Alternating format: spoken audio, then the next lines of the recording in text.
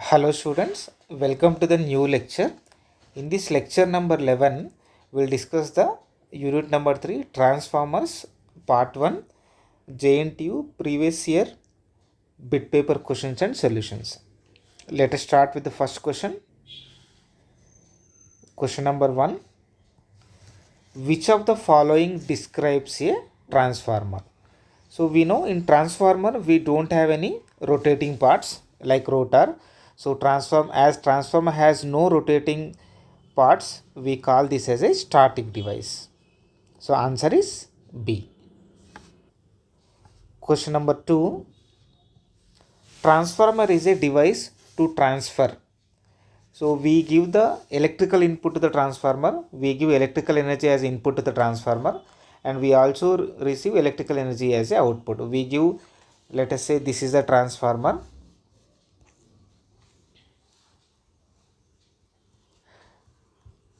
So we give, let us say V1 as input to the transformer, it causes I1 to flow, and this V1 value we need to reduce. We want to step down the voltage. Larger voltage we have given, but we want to change it to the small voltage. So in the secondary we keep less number of turns. So this is I2. As the number of turns in the secondary winding is less, we are getting the V2 value is less. V2 is less than V1. So input also we have given electrical energy, output is also nothing but what electrical energy. So transformer is a device which transfers electrical energy to the electrical energy. So answer is D. Question number 3. A step up transformer is step up level of dash. So it will step up the level of the voltage. So input voltage V1 and output voltage V2. Then voltage value is going to step it up. That means V2 is greater than V1, and when the voltage value increases, current value is going to decrease. So step up transformer, it is going to step up the level of the voltage. Answer is A. And next, fourth question. The two windings of a transformer. In the transformer, primary winding and secondary winding both are electrically separated. So, but both are coupled with help of magnetic flux. So, in transformer, primary winding and secondary winding, two windings are inductively linked but electrically separated. They are not electrically linked. They are not conductively linked. They are not at all linked. It's also wrong. They are linked but with help of flux. So we say in transformer two windings are inductively linked, electrically isolated or separated. Answer is B. Next, fifth question. When a transformer winding suffers a short circuit test, the adjoining turns of the same winding experiences. So adjoining turns are going to experience an attractive force. Answer is A. Sixth question. In two winding transformer, EMF per turn in the secondary winding is always dash the induced EMF per turn in the primary winding. In transformer, primary winding is connected to the power supply and secondary winding is connected to the load. Based on our requirement, we will keep how many number of turns in the secondary winding. Let us say we want to increase the voltage level, we will keep more turns in the secondary winding. If you want to decrease the voltage level, we will keep the less number of turns in the secondary winding. But the question here asked is, this is the primary winding of the transformer, this is the core of the transformer, and this is secondary winding, let us say, and this is connected to power supply V1 and it is connected to the load. Let us say this is V2. And whenever we give power supply to the transformer primary winding and current I1 started flowing, and flux will be developed in the transformer core, and whatever the flux linking with the primary winding, the same flux is going to links with the secondary winding. The number of turns may vary from primary winding to secondary winding, but flux linking with the primary winding each turn, flux linking with the secondary winding each turn is same. As flux linking with the winding of each turn is same, EMF induced in the each turn of the winding is also same. That means EMF induced in single turn, EMF per turn. In one turn, how much EMF is induced in the primary winding? The same amount of EMF is induced in the secondary winding also in one turn, because the same amount of flux is linking. But how the voltage value is changing from primary to secondary, that means by based on the number of turns only. So when we have more number of turns, we will get the more voltage. When we have less number of turns, we'll get the less voltage. But in single turn, in both the primary winding and secondary winding, same amount of voltage is going to be induced. Therefore EMF per turn in the secondary winding is always equal to EMF per turn in the primary winding. So equal. Answer is what? C. Next, question number 7. It's about the EMF equation of the transformer. What kind of flux is involved in the EMF equation? RMS value or average value or peak value or instantaneous value? We know EMF equation of transformer E is equal to 4.4 F pi m n. So pi m nothing but it is the maximum value of the flux. It is the peak value of the flux. So answer is what? B. In EMF equation, the peak value of the flux is going to be there. Next, eighth question. Total EMF induced in the primary winding of a transformer is due to dash. So in a what is the total EMF induced in the primary winding? It is due to mutual flux as well as leakage flux. So mutual flux plus leakage flux. Due to that, EMF is going to be induced in the primary winding of the transformer. Answer is D. Question number 9.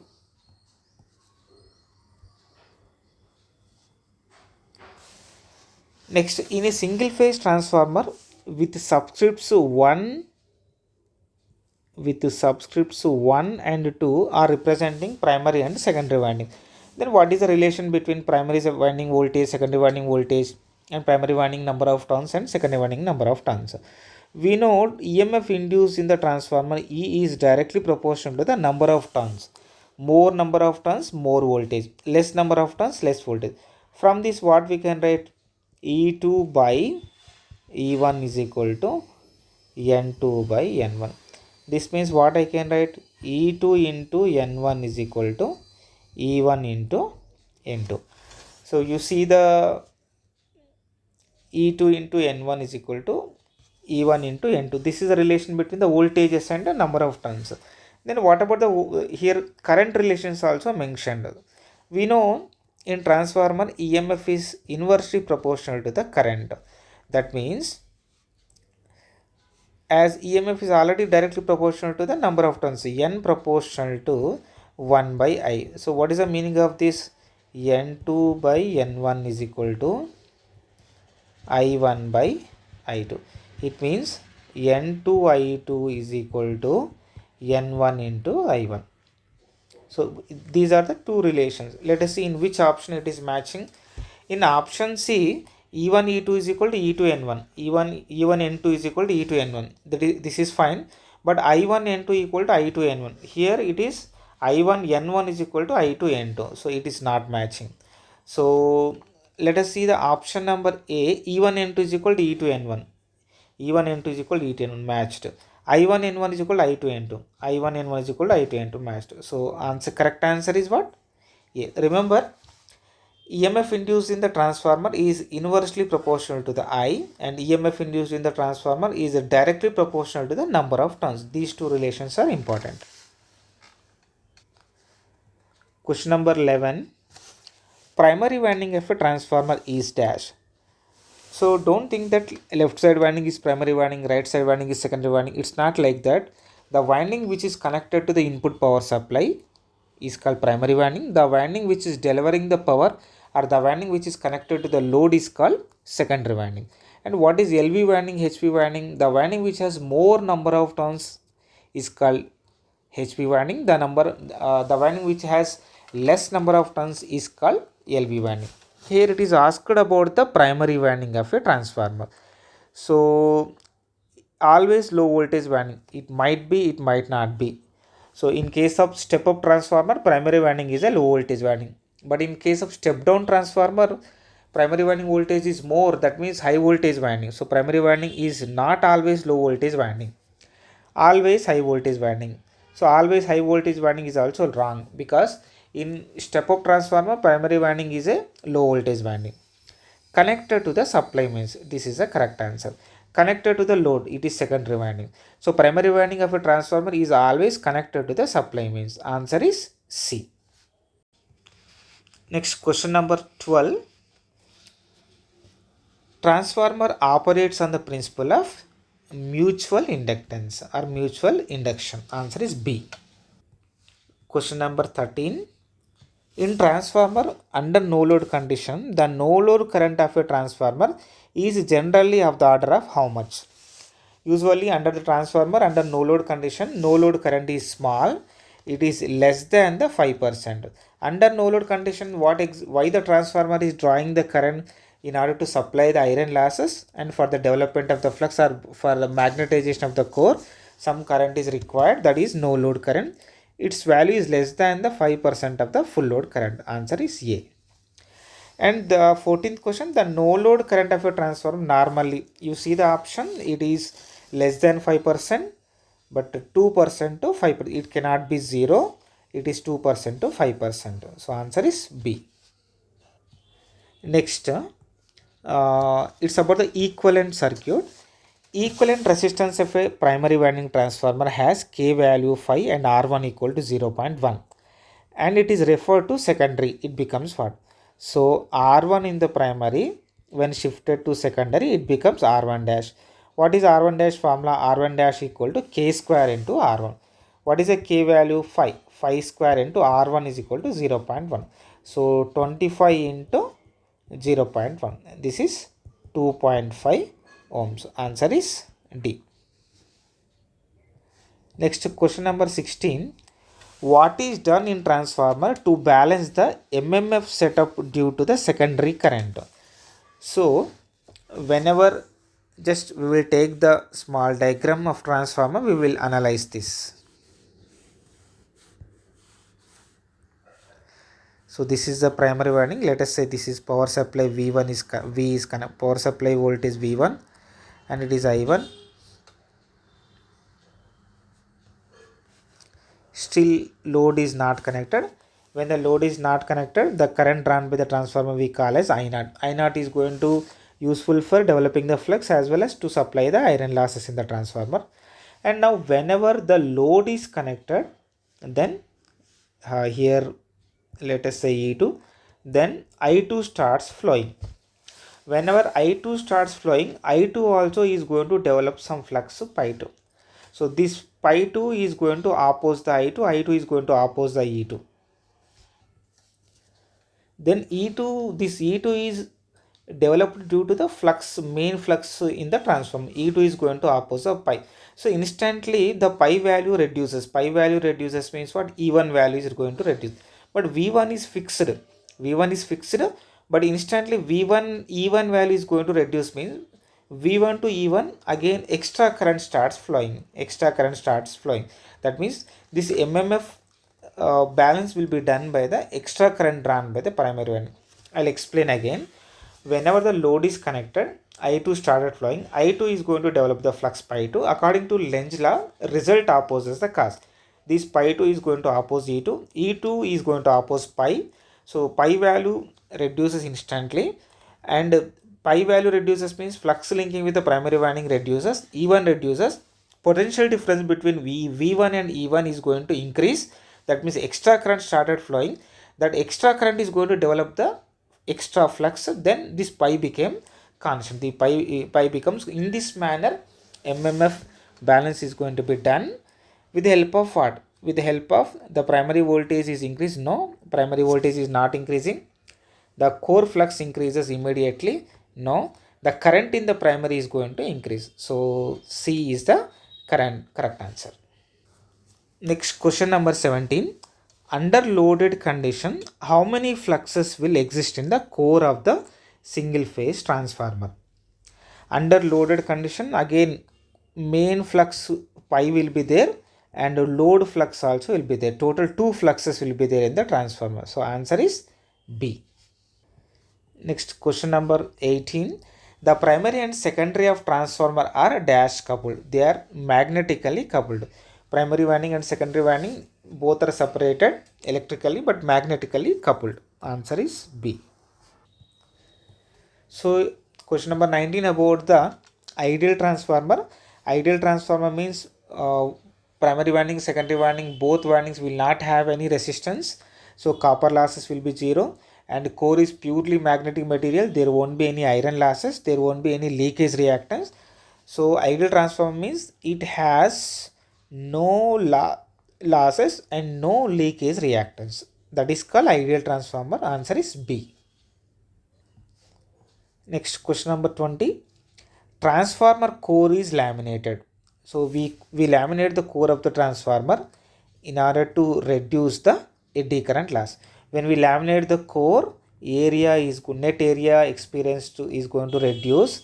So area reduces means resistance is going to increase. Resistance increases means eddy current will be decreased. Eddy current losses are going to reduce. In order to reduce the eddy current losses, we laminate the core of the transformer. So answer is A. Next, question number 21. A transformer will have low efficiency at dash load. So under no load condition, transformer will be having the low efficiency. Efficiency is nothing but what? Output power by input power. So output power is going to be very less, so almost zero. So if under no load condition, the transformer operates at a low efficiency. Answer is C. Next, question number 22. A transformer has an efficiency of 80% and works at 100 volts and 4 kilowatt power. Secondary voltage is 240, and find the primary current. So primary current we want to find out. So these details are about the primary. So V1 is equal to 100 volts and power is equal to 4 kilowatts. So we know formula P is equal to VI. So what is the I formula? I is equal to P divided by V. P is 4 kilowatts, that is 4000. 4000 divided by voltage is how much? 100. So what is the current value? Current I, primary winding current I is equal to how many amperes? 40 amperes. Answer is A. Next, 23rd question about the equivalent circuit of transformer. In the transformer equivalent circuit or circuit mode, core loss is represented with what? Core loss is going to be represented with the shunt branch resistance. Answer is C. Shunt branch resistance is going to represent the core losses in the transformer. Next, question number 24. The ordinary efficiency of a given transformer is maximum when? So when the transformer will have the maximum efficiency? Whenever we have a condition, whenever copper losses equal to iron losses. Whenever copper loss and iron loss both are equal, then transformer operates at high efficiency, maximum efficiency. Answer is C. Next, question number 25. Which loss can be determined by conducting short circuit test? Short circuit test will give us the knowledge of copper losses. Open circuit test will give us the iron losses. So short circuit test will be giving the copper losses. Answer is B. Next, question number 26. The open circuit test of a transformer is always made on which side? So open circuit test, in open circuit test we give the input power supply to the LV winding. It is connected on the LV side. So LV winding. Answer is A. So that we can give the less input voltage to the winding and it will produce less iron losses, and the metering also becomes very easy. We need not use larger range voltmeters. We can use the small range voltmeters as we are giving the input supply to the low voltage winding. So SC test we conduct on the high voltage side. We give the input supply to the HV winding so that less rated current will be there. Question number 27. The short circuit test of a transformer gives the information of what? Short circuit test will give us the information of copper losses of the transformer. During SC test, the iron loss of a transformer is negligible because dash. During short circuit test, we give input supply to the HV winding. We don't give the rated voltage. We give the input supply voltage in such a manner that rated current will be flowing through the transformer. That means at low voltage only, very small voltage only, rated current will be flowing. As we are giving less voltage in the short circuit test, less voltage means less flux. So flux will be less. Flux will be less means what? Iron losses are less. As iron losses are very less, they are negligible. So the input is sufficient to meet copper losses? No. Flux produced is small fraction of the normal flux. So as we are giving less voltage, the flux produced is less. So answer is B. Question number 29. Transformers are rated in kVA instead of kW because. So we know why the transformers are rated in kVA means we don't know what kind of load the consumer is going to connect. We don't know the information of power factor. We don't know the power factor. So we know only voltage information, current information. So voltage means, let us say, kilovolts. Current means nothing but what? Ampere. So transformer is rated in kVA. And the transformer iron loss depends upon the flux depends upon the voltage, and copper losses are depends upon the current. So we rated the transformer in kVA to represent iron losses and copper losses. You see, K load power factor is often not known. kV is fixed where kW depends upon the load. Total transformer loss depends on the volt ampere.